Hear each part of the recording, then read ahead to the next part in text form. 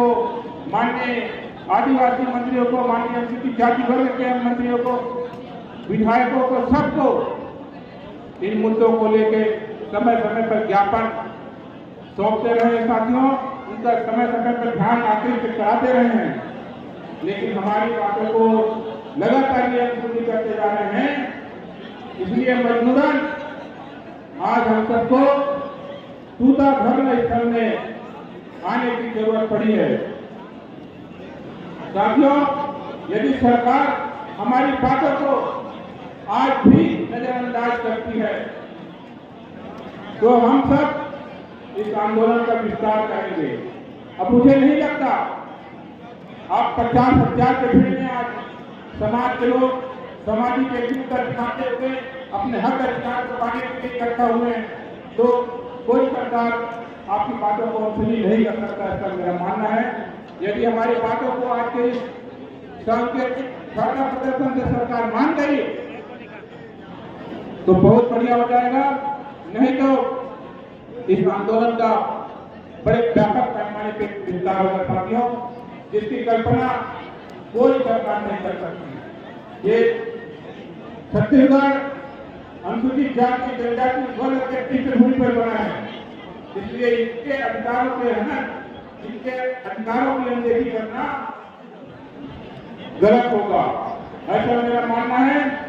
आज पदोन्नति में आरक्षण का जो मुद्दा है, कितना गंभीर मुद्दा है। ये केवल अधिकारी कर्मचारी का मामला नहीं है। अधिकारी यदि चपरासी में भर्ती हुआ है तो चपरासी में रिटायरमेंट हो जाएगा, उसका कोई नुकसान नहीं होना है, लेकिन समाज का जो नुकसान होने वाला है, चपरासी जो है बाबू नहीं बनेगा, पटवारी आर नहीं बनेगा, शिक्षक प्रधान पाठक नहीं बनेगा, पटवारी रेंजर एसडीओटी बनेगा, डिप्टी कलेक्टर एडिटर नहीं बनेगा, तो हमारे जो बेरोजगार बच्चे नौकरी के कतार में खड़े हुए हैं वो कहाँ जाएंगे। आज हजारों की तादाद में हमारे पदों को गैर आरक्षित लोगों के माध्यम से भरा जा रहा है। हर नुकसान हम लोग को हो रहा है, ये समाज का नुकसान है, इसकी भरपाई बहुत समय तक नहीं हो पाएगी, ऐसा मेरा मानना है। यदि हमको हमारे बच्चों के हक अधिकार, बच्चों के जीवन यापन के लिए यदि हम चिंतित हैं तो हम सबको इस बात को गाँव तक पहुँचाना होगा साथियों।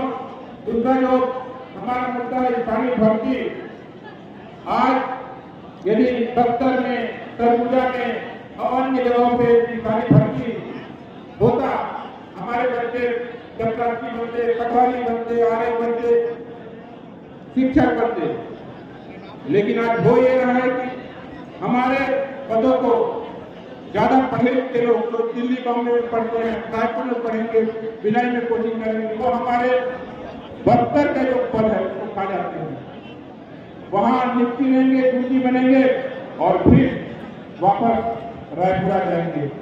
वहां का दैनिक आदिवासी जो अभाव में पढ़ता लिखता है, जो खेती करता है, मजदूरी करता है, महुआ मिलता है, पढ़ाई नहीं करता है, उनके हकों की डाका मारा जाता है। सरकार के हमने लगातार इस मामले में चर्चा पर चर्चा और ज्ञापन देते आ रहे हैं। पीठ में हम लोग 16 मार्च को यहाँ आंदोलन भी किए थे, लेकिन उसके बाद भी सरकार में काम में छूट नहीं दे रही है।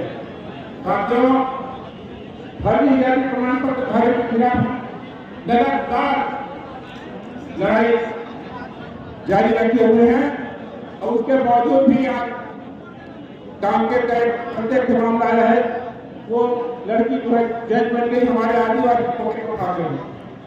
तो इतना जागरूकता होने के बाद, इतना लड़ाई करने के बाद यदि फर्जी जाति प्रमाण पत्र धारी नौकरी में आ रहे तो उन फर्जी जाति प्रमाण पत्र धारी लोग हजारों के संख्या में उनको सरकार कैसे बाहर करेगी।